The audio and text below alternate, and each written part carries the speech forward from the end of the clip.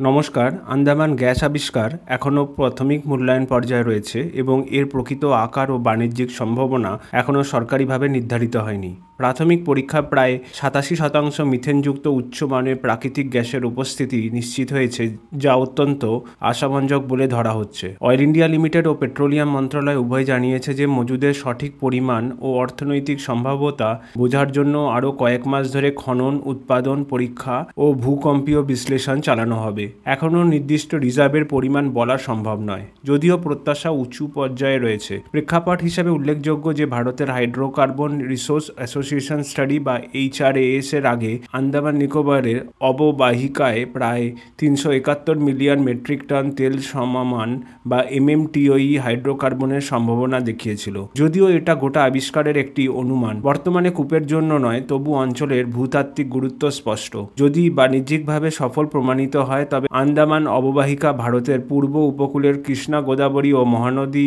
অববাহিকার পাশাপাশি চতুর্থ প্রধান হাইড্রোকার্বন প্রদেশ হিসাবে আত্মপ্রকাশ করতে পারে। বাণিজ্যিক দিক থেকে আবিষ্কারটির কৌশলগত গুরুত্ব অনেক। বর্তমানে ভারত তার প্রাকৃতিক গ্যাসের চাহিদা প্রায় অর্ধেক আমদানি করে, মূলত কাতার, আমেরিকা ও UAE থেকে লিকুইফাইড ন্যাচারাল গ্যাস বা তরলীকৃত প্রাকৃতিক গ্যাস বা LNG আকারে। চাহিদা আগামী বছরগুলোতে বাড়তে থাকবে এবং অনুমান করা হচ্ছে যে 2030 সালের মধ্যে আমদানিকৃত LNG প্রায় দ্বিগুণ হয়ে বছরে 65 বিলিয়ন ঘনমিটার পৌঁছাতে পারে। এই প্রেক্ষাপটে আন্দামান গ্যাস ক্ষেত্রে যদি দ্রুত বিকাশ করা যায় তবে এটি আমদানি নির্ভরতা কমাতে গুরুত্বপূর্ণ ভূমিকা রাখতে পারে। দেশের LNG প্রয়োজনের একটি অংশ দেশীয় উৎপাদন নিয়ে প্রতিস্থাপন করলে বৈদেশিক মুদ্রার বহিঃপ্রবাহ কমবে, বৈশ্বিক গ্যাসের বাজারে অস্থিরতা থেকে অর্থনীতি সুরক্ষিত থাকবে এবং দীর্ঘমেয়াদী জ্বালানি নিরাপত্তা বাড়বে। তবে এই প্রভাব তাৎক্ষণিক হবে না। ইতিবাচক ফলাফল হলেও উৎপাদন, পাইপলাইন ও অবকাঠামো গড়ে তুলতে অন্তত 3 থেকে 5 বছর সময় লাগবে।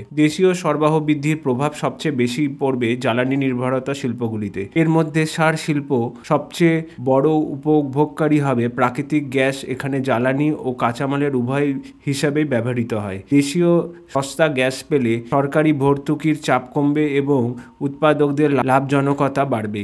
একইভাবে সিটি গ্যাস ডিস্ট্রিবিউশন বা CGD খাতেও ব্যাপক উপকার হবে। সাশ্রয়ী দেশীয় গ্যাসের সরবরাহ শহরে পাইপ ন্যাচারাল গ্যাস PNG এবং পরিবহনের কম্প্রেসড ন্যাচারাল গ্যাস বা CNGর ব্যবহার দ্রুত বাড়তে পারে, ফলে ভোক্তাদের খরচ কমবে এবং পরিচ্ছন্ন জ্বালানি প্রসারিত হবে। এছাড়া ক্ষুদ্র ও মাঝারি শিল্পে যেমন সিরামিক, স্পঞ্জ আয়রন, কাঁচ, চা প্রক্রিয়াকরণ ও সাধারণ উৎপাদনের খাতেও লাভজনক হবে।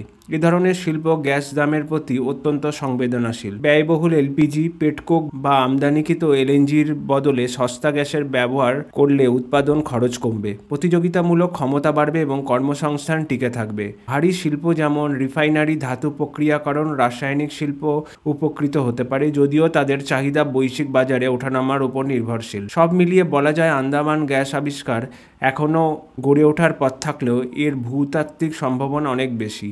যদি বাণিজ্যিকভাবে টেকসই প্রমাণিত হয় তবে এটি ভারতের গ্যাসের খাতে এক নতুন অধ্যায় উন্মোচন হতে পারে। দীর্ঘমেয়াদী এই সরকারের ভর্তুকি কমাবে, শিল্পের জ্বালানি ব্যয় হ্রাস করবে, জ্বালানি নিরাপত্তা জোরদার করবে এবং ভারতের আত্মনির্ভরশীল পরিচ্ছন্ন জ্বালানির কৌশলকে শক্তিশালী করবে।